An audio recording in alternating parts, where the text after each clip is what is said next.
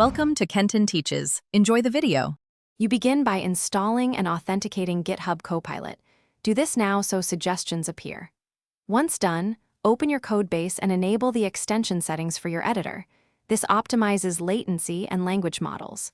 Then, place the cursor where you want help and start typing a meaningful prompt or use the quick trigger keystroke. Copilot will propose completions. Make sure to set file type hints and snippet behavior, because those influence relevance.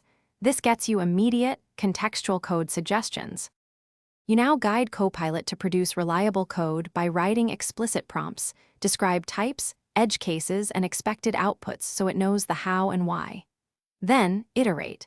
Cycle through alternative suggestions, accept the best, and edit inline. This lets you merge ideas and keep ownership.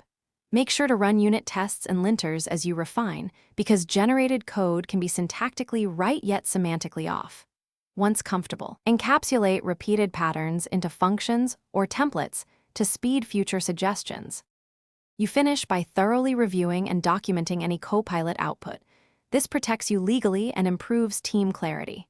Then, tune workspace settings like suggestion sensitivity and prompt templates to reduce noise.